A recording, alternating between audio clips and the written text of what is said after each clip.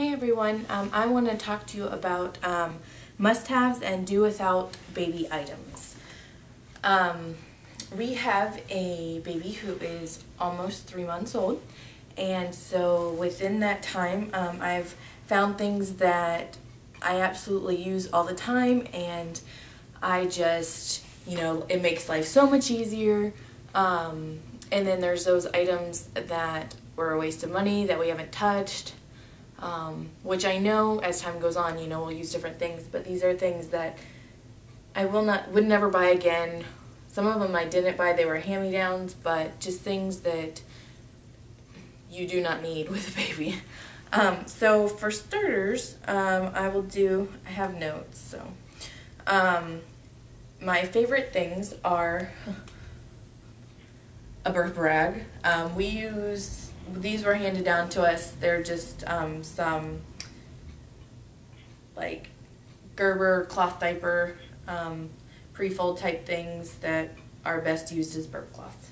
Our baby spits up a lot, and so these are a must-have. We do not go anywhere without them. Usually there is one in every room of our house. I could not live without these things.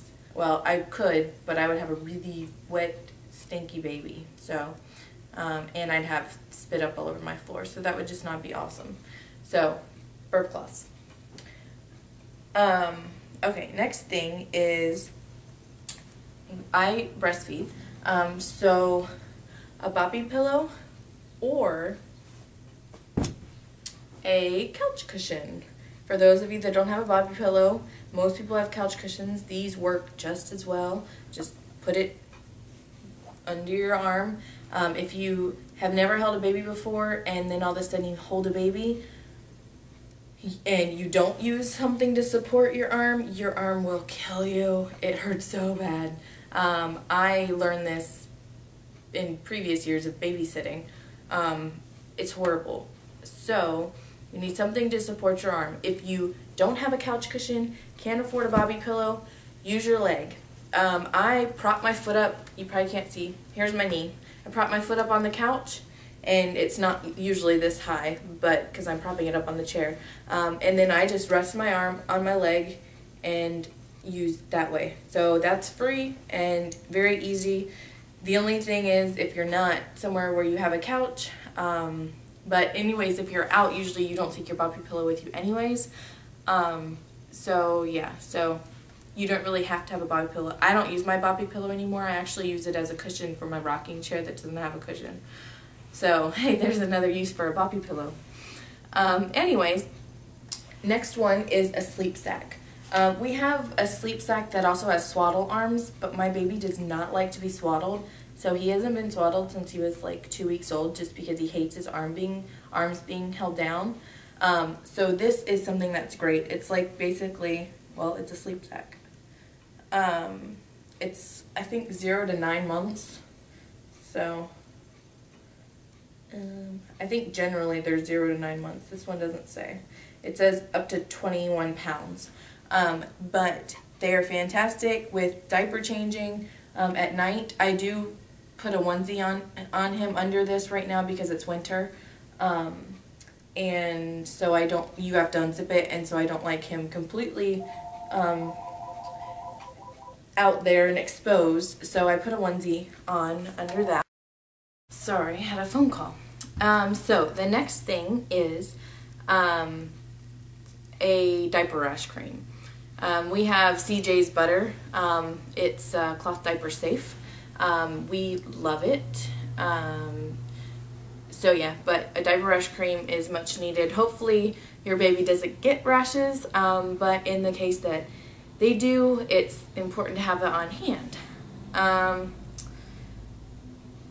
Okay, next favorite is a pack and play. We have a pack and play that has a bassinet, like basically it's not technically a bassinet, but it's called that. It's just a thing you insert into the pack and play so that the baby's not laying down on the bottom. And then it also has a changing table to insert to lay for changing. Now, this is on my favorites and my least favorites, this same pack and play. It's on my favorites because pack and plays are fantastic for going on vacation, as long as you can carry your pack and play.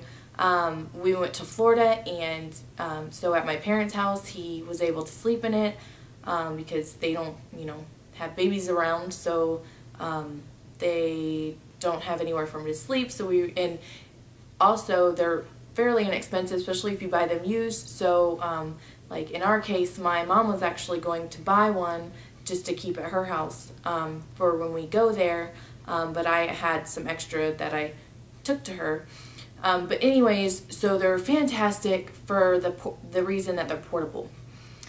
Now, I hate them for the reason that the changing table is not at a good length. So if you use it as a changing table, it hurts your back, especially if you're, if they happen to have an explosion or something like that and you're there for a while, like wiping them and changing them and all of that.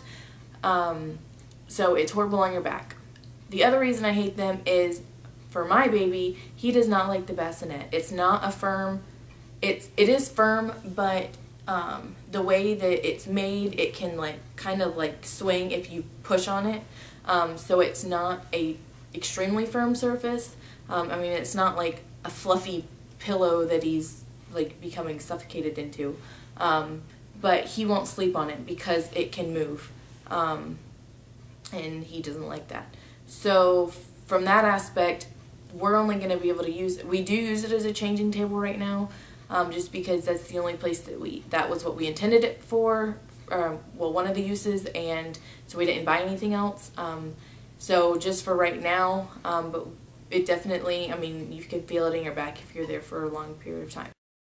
And then we'll be able to use it once, we need a pack and play, for if I have to leave the room or something and I need the baby in a contained area. Once he can start playing with toys and stuff like that, it'll be nice and come in handy. So with that introduction to my least favorites, was the pack and play, are onesies that snap in the back. Okay, it's like a sleep in play. That's the front. This is the back. Do you know how hard it is, especially when your baby is, I mean, if he wakes up at night, obviously you would not want this at night because he's going to be half asleep. You're not going to want to wake him up that much. And you're going to have to either hold him and undo it, or when he's laying down, you're going to have to try and lift him up to undo it. And I don't know who did this, but this is not smart. It's horrible. I mean, maybe if your baby is like Houdini and unsnaps himself and undresses himself, but just for a normal baby, this is very inconvenient. I don't know, if you guys like them, that's great, but I hate them. And he worn this once because I didn't realize that it snapped in the back, and he's never worn it since, and he will never wear one again. The other one I don't like is definitely a personal preference, because I know people that love these things, and maybe it's, special for my child, but are these little gowns that have the elastic at the bottom. A lot of people like them because, they're long and they can cover their feet, and then with diaper changes, you can just pull them up. However, with my baby, I guess he kicks too much or something, but the first time we put him on him, I think he wore a couple of different ones, but he would kick enough to where they would wrap around his legs and they would cause marks on his legs. So they wouldn't stay down and cover his whole legs. So you'd either have to constantly pull them down, or it would cause red marks and stuff on his legs. So which if they stayed, near his feet, they would be fine, but coming up to his calves or even his thighs, it's just too chunky, I guess. So don't like those. We don't use those ever. The next thing is washcloth diaper, and so I bought some of these little guys. This is Grovia and this is little Joey's, because they're supposed to be good for newborns. However, I had a 9-pound 5-ounce baby, and these did not fit him at birth, and these are the most expensive diapers I purchased, and I couldn't use them. So they were too little, and I guess if you have a preemie, they're great. But otherwise, if these fit, most likely the other newborn diapers fit, and they also fit larger. So we have other newborn diapers, and so I do not like these. I am getting rid of these. I would not purchase them again, and I will just use our other newborn diapers for our next baby, unless of course we have a premature baby, in which case it will stink that I did not save these. But for us, hate these. Won't use them. Didn't use them. The next thing is wipes that are made out of receiving blankets that are not serged. With cloth diapering, if you cloth diaper, then you know what I'm talking about. It's definitely the less expensive way to go, except for the fact that they fray horribly. If you don't like fraying, then you spend hours cutting the edges. Yes, I did this twice, 2-3 times, and then realized that it was a waste of time. I threw out over 100 wipes, and because they kept fraying, and eventually they were going to be threads. And I had already had a ton of washcloths that I had got hand-me-downs and stuff like that. So I decided just to use washcloths, which have been so much easier, because the other thing, the receiving blankets were leaving strings on the baby, and kind of like lint in a sense. I don't know. I just hated them. We only used them for maybe 2 weeks, but I think only 1, before we switched to the washcloths. So on that note, baby washcloths that have tags on them. Seriously, you know, we now live in a world where t-shirts can have, you know, the brand printed on them. They don't need tags anymore. So don't put tags on a baby washcloth. I don't see the purpose of it. This is relatively small for a tag. I mean, I've seen some that have like 2 or 3 big tags on them. And when I mean, the whole thing about a baby washcloth is they're more gentle. But if you have a bunch of tags on them, and some of them aren't soft, then that kind of defeats the purpose. So I've actually cut off most all of my tags off my washcloth, because they're horrible. I don't know why people do that. So I hate that. So least favorite, kind of, I guess that's a least favorite, but I would buy washcloths with tags on them. I just cut the tags off. Let's see. Newborn shoes. I'll get back to that one. Disposable diapers are the other thing that I hate, just because, I mean, there's more blowouts, they stink. I guess some people like that smell, but I think they stink. And, sorry, I was getting a shoe. You have to throw them away. They're a waste of money. Cloth diapers you can reuse, so I just hate disposables. They leak.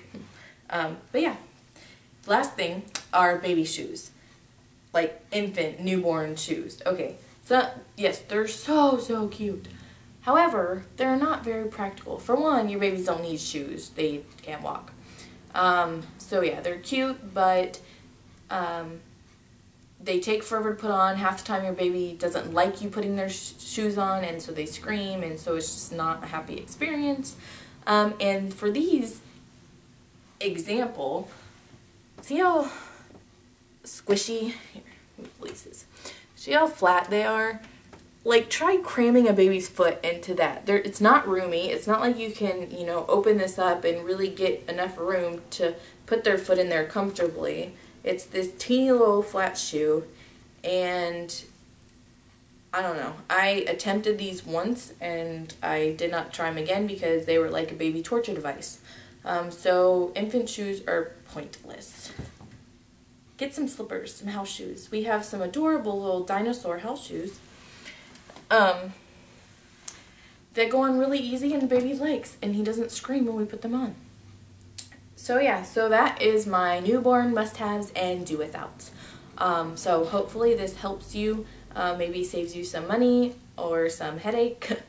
Oh, speaking of which, another must-have really quickly, baby monitor. Must have a baby monitor. We just got this one recently. It's a VTech. It's from Walmart.com. Our Walmart didn't carry it.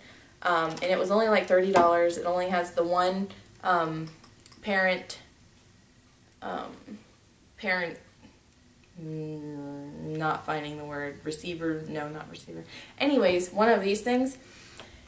And you can get a pack with 2, but it's $20 more. But we absolutely love it. It works great. Parent unit. There we go. It says it on the back. See? Oh, look. Yay. Okay. So, yeah, those are fantastic. Everybody should have one. But, yeah, so thanks for watching. Talk to you guys later. Bye.